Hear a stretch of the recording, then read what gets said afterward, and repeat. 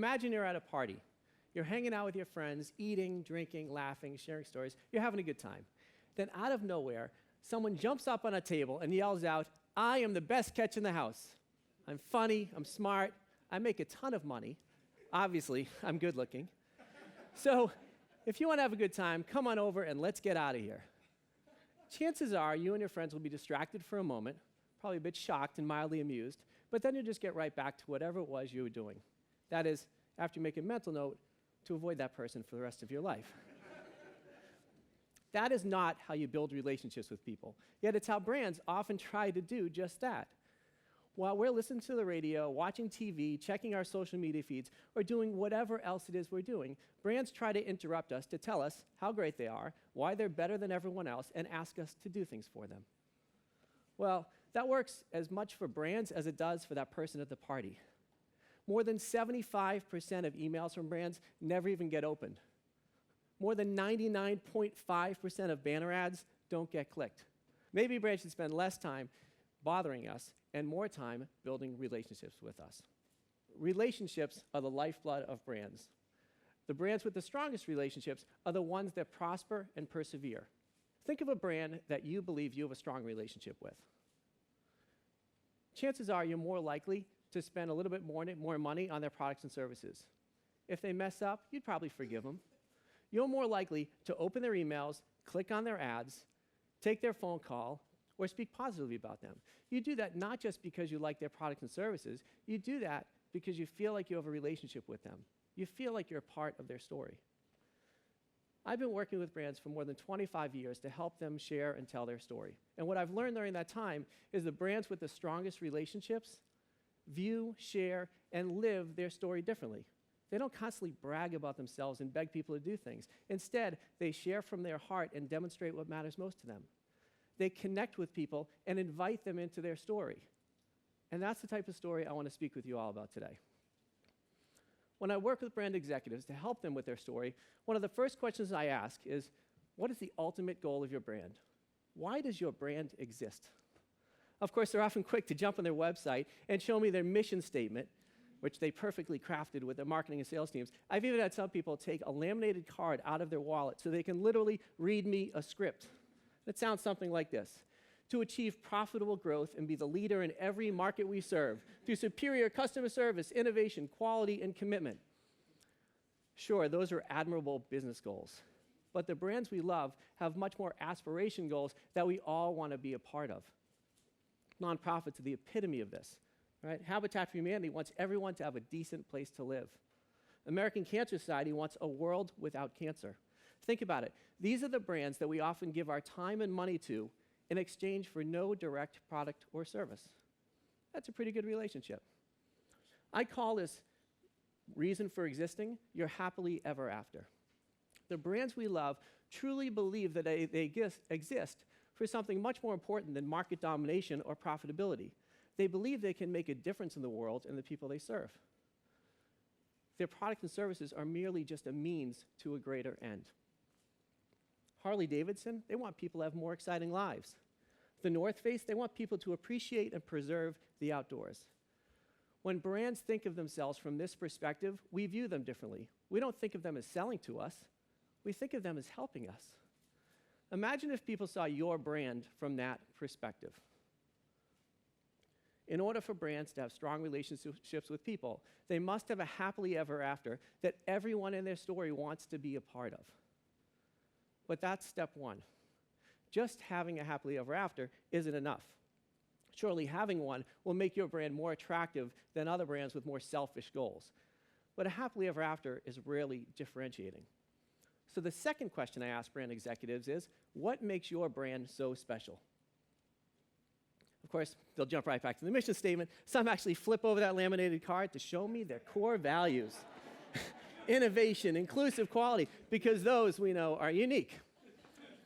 Of course, most will just jump to their products and services. The bank will talk about all they do for their community, their great rates, their personal service, or the technology company will talk about their amazing functionality, their patented approach, or their great user interface. And yes, those are differentiators, but more often than not, they're just temporary advantages that any competitor can meet or beat at any moment in time. In fact, the more they talk about them, the more they sound like their competitors. What ultimately makes a brand unique is not what it does, who it does it for, or how it does it. What makes a brand unique is why it does what it does. What is that core belief that guides them to do what they do? It's no different from what makes you and I unique. Right? It's not what we do or how we do it. It's why we do what we do. I mean, there are many brands that make motorcycles, but only Harley truly believes freedom is exhilarating. That's why they make bikes that let you ride on the open road. It's why they give you the freedom to customize your own bike, and it's why they're so loud. If you believe freedom is exhilarating and you want to have a more exciting life, you should consider jumping on a Harley, or at the very least, buy a t-shirt. I call this core belief the moral of the story. And just like in the fairy tales we read, the moral is rarely stated directly or called out, but it's implied throughout every aspect of the story. I mean, nowhere in Pinocchio does it say lying makes you look bad, but that's clearly the moral of the story. Or North Face, nowhere do they necessarily say exploration empowers us, but that's the core belief that guides them to their happily ever after. It guides their philanthropic approach, it guides their supply chain practices, and of course it's why they go to great lengths to create technology and outerwear and footwear and equipment and other things so that people can explore virtually anywhere. The moral of the story is the core belief that guides a brand to its happily ever after. And just as you and I connect with people who share our beliefs, brands connect with people who share their beliefs. And the stronger the belief, the deeper the connection. But that core belief, the moral story, has to be authentic to the brand. A brand can't pretend to be someone it's not in order to build relationships with people it wants to attract. That works as much for brands as it does for you and I. Those relationships never last. Brands also can't have a different moral for each different audience. That's like having multiple personalities. Again, not a great formula for building relationships with people. Of course, brand executives will often say to me, there is no way we can find a core belief that is shared among all of our audiences. Right? We serve people across different industries, different geographic regions, different demographics. It's impossible. And I'll agree. Audiences are different for brands. Brands have many, many different audiences. But they all share a belief. Their hearts are all in the same place, and that's what connects them. I'm going to share a story with you. When I was working with Boston Medical Center to help discover their story and help them find their moral, it seemed almost impossible to find a core belief that was unique to them and that they shared with all of their audiences. Specifically, patients who are primarily lower income, racially diverse people living in the inner city, and the donors who are primarily wealthy individuals living in the suburbs of Boston. But we knew a core belief existed, but we needed to find it. And to do that, we needed to speak with the people who worked at Boston Medical Center and represented the brand and ask them why they did what they did. Why did these amazing doctors and surgeons choose to work at Boston Medical Center when they could work at any place in the world? Why did all these people work so hard and often volunteer their time for some of the programs like the domestic violence services, or the substance use disorder programs, or the food pantry? And why was everyone there so committed to providing exceptional care without exception? It was because they all shared one core belief. From the bottom of their heart, they all truly believed that life's greatest privilege is taking care of those around you. But was that a belief that they shared with their audiences? Well, clearly the donors believed that. They were giving thousands of dollars to help people in the communities around them. But what about the patients? They weren't treating anyone, and they weren't generally giving substantial donations to the hospital. But when we spoke with them and met with them at their homes, we saw a different perspective. We learned that they were missing critical doctor's appointments so they could stay at home to take care of a child or a family member, or so they can go to work to help make sure that they had food on the tables for their families. They had friends and relatives staying at their houses and sleeping on their couches because they just needed a roof over their head. And if anyone needed a few dollars or a meal, they were the first to give it. Perhaps more than anyone, they believed life's greatest privilege is taking care of those around you. And that's the moral of the story. That is the core belief that guides everyone at Boston Medical Center to do what they do.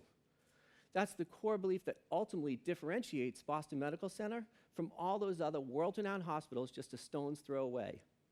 And it's the core belief that defines every one of their audiences, regardless of who they serve and how they serve them.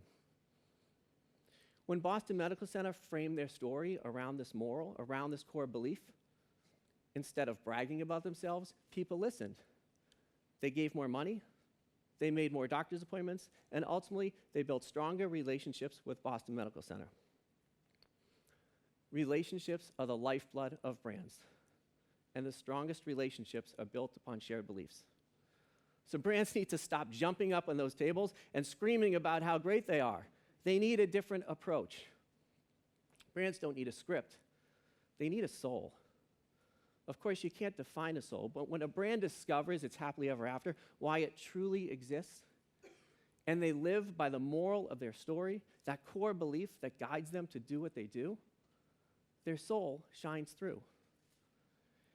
And when a brand reveals its soul, everyone who represents the brand can act accordingly. Everyone who shares that core belief and that goal will be attracted to the brand. The relationship between the brand and its audiences will grow stronger, and everyone will live happily ever after. Thank you.